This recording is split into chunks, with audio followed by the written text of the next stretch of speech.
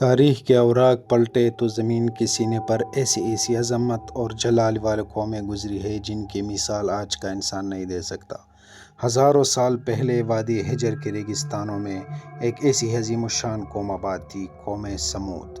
یہ عام انسان نہیں تھے، اللہ نے انہیں جسمانی طور پر وہ طاقت اور قد و قامت عطا کیا تھا جو شاید ہی کسی اور کو ملا ہو۔ یہ اپنی ایمانوں جیسی طاقت سے پہاڑوں کا سینہ چیر دیتے تھے اور سخت ترین چٹانوں کو موم کی طرح تراش کر اپنے لیے عیش و آرام کے عالیشان محل تعمیر کرتے تھے۔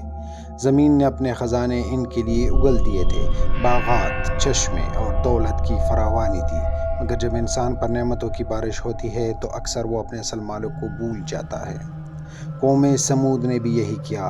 اپنی طاقت کے گھمنڈ میں ڈوب کر انہوں نے اپنے ہاتھوں سے بنائے ہوئے جان پتھروں کو پوجنا شروع کر دیا اور زمین پر ظلم اور فساد پھیلانا اپنا شیوا بنا دیا۔ یہ لوگ صحیح راستے سے بھٹک گئے اور بت پوجا شروع کر دی۔ تب اللہ کی رحمت جوش میں آئی اور انہی کی بھائیوں میں سے ایک نہایت شریف اور سلجھے ہوئے انسان حضرت صالح علیہ السلام کو نبی بنا کر بھیجا گیا۔ حضرت صالح علیہ السلام نے انہیں سمجھایا کہ میری قوم، صرف ایک اللہ کی عبادت کرو، اس کے سوا کوئی تمہارا معبود نہیں، مگر تکبر نے ان کی آنکھوں پر پردہ ڈال دیا تھا۔ قوم کے سرداروں نے تکبر سے کہا، اے صالح، ہم تو تمہیں بڑا سمجھدار مانتے تھے، یہ تم کیسی بہکی ہوئی باتیں کر رہے ہو۔ جب صالح علیہ السلام نے انہیں اللہ کے عذاب سے ڈرایا تو وہ ڈٹائی پر اتر آئے۔ انہوں نے ایک ناممکن شرط رکھ دی۔ بستی کے لوگ جمع ہوئے اور انہوں نے اشارہ کیا ایک سامنے کھڑی ہوئی ٹھوس، سخت اور ویران چٹان کی طرف۔ انہوں نے چیلنج کیا، اگر تمہارا رب سچا ہے تو اس بے جان پہاڑ کے اندر سے ایک 10 ماہ کی حاملہ اونٹنی نکال کر دکھاؤ۔ اگر تم نے دکھایا تو ہم ایمان لے آئیں گے۔ حضرت صالح علیہ السلام نے ناممکن کو ممکن کرنے والے رب کے حضور ہاتھ اٹھا دیے اور پھر زمین لرز اٹھی۔ دیکھتے ہی دیکھتے وہ ٹھوس پہاڑ پھٹا اور اس کے اندر سے روشنی کے ساتھ اللہ کے حکم سے ایک عظیم الشان اونٹنی برآمد ہوئی، بالکل ویسی جیسے انہوں نے مانگی تھی۔ اس کھلی نشانی کو دیکھ کر لوگوں کے ہوش اڑ گئے، دلوں پر ہیبت طاری ہو گئی۔ حضرت صالح علیہ السلام نے فرمایا، یہ اللہ کی اونٹنی ہے، تمہارے لیے ایک نشانی، اس زمین پر آزاد چھوڑ دو، یہ جہاں چاہے کھائے پیے، اور سنو، پانی کی باری مقرر ہوگی، ایک دن یہ پانی پیے گی اور اس دن تم پانی نہیں لوگے۔ اللہ کی شان دیکھے، جس دن اونٹنی پانی پیتی وہ اتنا دودھ دیتی کہ پورا شہر سیر ہو جاتا۔ کچھ لوگ تو یہ معجزہ دیکھ کر ایمان لے آئے، مگر جو سرکش اور گھمنڈی سردار تھے ان کے دلوں میں حسد کی آگ اور تیز ہو گئی۔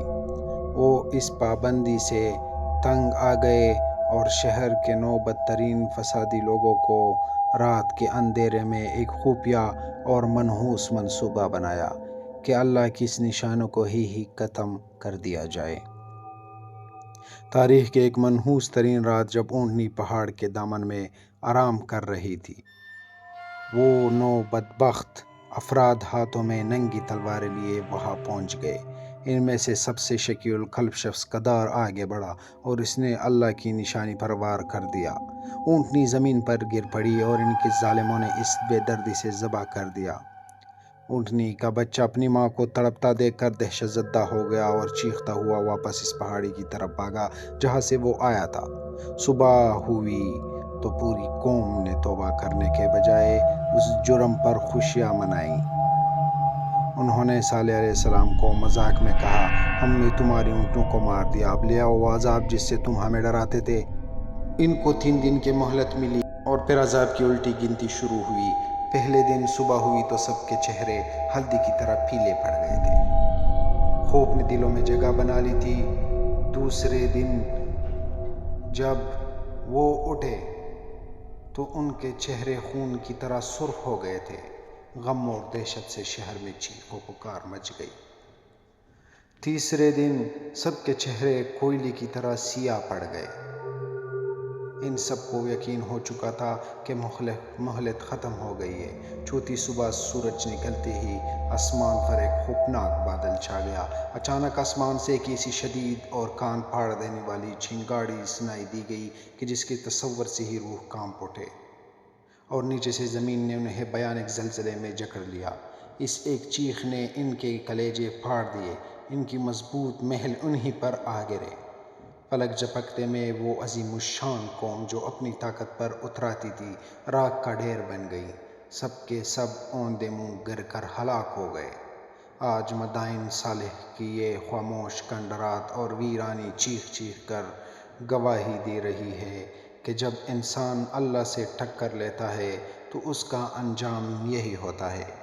یہ تھے وہ عظیم الشان قوم سمود جس کا کوئی باقی نہ رہا۔ سارے گھر، سارے شہر ملبے کے ڈھیر بن گئے۔ اور حضرت صالح علیہ السلام نے پیچھے مڑ کر دیکھ لیا اور غمزدہ ہو کر روانہ ہو گئے۔ یہ ویران بستی اب بھی تاریخ کے کتابوں میں ویسے ہی ڈراؤنے خواب کی طرح لکھی گئی ہے۔